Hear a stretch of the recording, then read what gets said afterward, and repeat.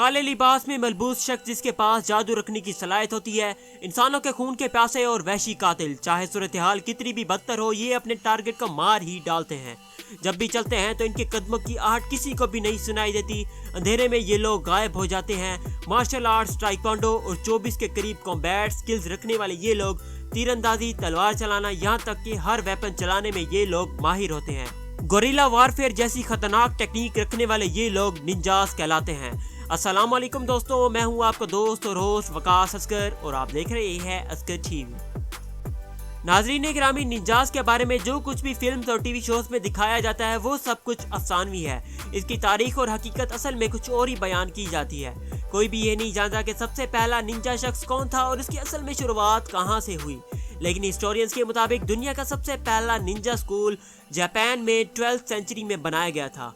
इस स्कूल को दो जापानी फौजी डाइसुकु और डूशी ने बनाया था। जापान की हुकूमत इन दोनों को ढूंढ रही थी, क्योंकि पहले दौर में अगर कोई शख्स जंग हार जाता था तो इसे सजा के तौर पर अपने ही पेट में खुद छुरी मार कर कुर्बानी देनी होती थी।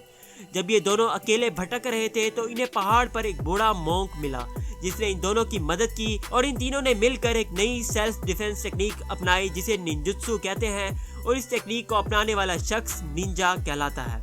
निंजास की फौज में ज्यादातर लोग आम किसान और देहाती थे, क्योंकि उस दौर में सिर्फ और सिर्फ अमीर लोगों का ही सिक्का चलता था और गरीब लोगों पर जुल्म किए जाते थे।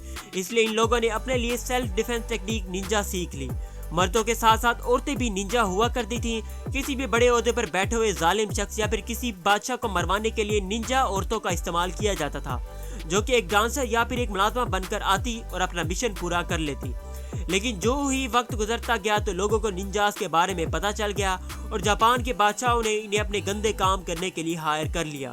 इन लोगों को जापान की हुकूमत ने फौजियों के तौर पर एक ओहदा दे दिया, जिससे वो लीगल तौर पर काम करने लगे। निंजास के पास काला जादू रखने की सलाहियत भी होती थी। वो अपने आप को किसी भी जानवर में तब्दील कर लेते थे और कुछ हिस्टोरियंस के मुताबिक सबसे पहला निंजा शख्स एक शैतान था, जिसका आधा जिस्म इंसान का और आधा जिस्म एक खौफनाक हैवान जैसा था।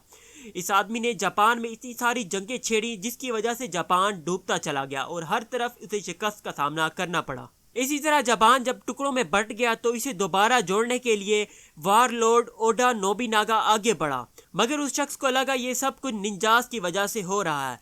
उसने अचानक ही निंजास के अड्डे पर हमला कर दिया।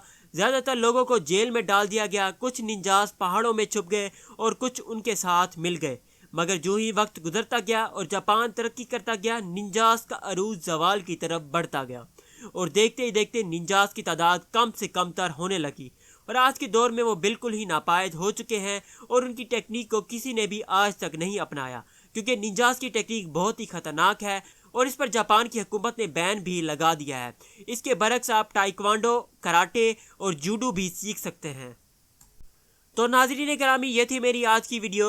ये वीडियो अगर पसंद आए तो इस वीडियो को लाइक कर दें, कमेंट कर दें और इस वीडियो को ज़्यादा से ज़्यादा शेयर करें, ताकि ये वीडियो आपके फ्रेंड्स और फैमिली मेम्बर्स तक लाजमी पहुंच सके। तो मैं मिलूंगा आपसे नेक्स्ट वीडियो में। अपना ख्याल रखें, अपने फ्रेंड्स और फैमिली मेम्बर्स का ख्याल रखें। वीडियो को अपने फ्रेंड्स और फैमिली मेम्बर्स तक लाजमी शेयर करें, ताकि उन्हें भी निंजास के बारे में पता चल सके। तो मैं मिलूंगा आपसे नेक्स्ट वीडियो में। तब तक के लिए दीजिए मुझे इजाज़त। अल्लाह हाफिज़।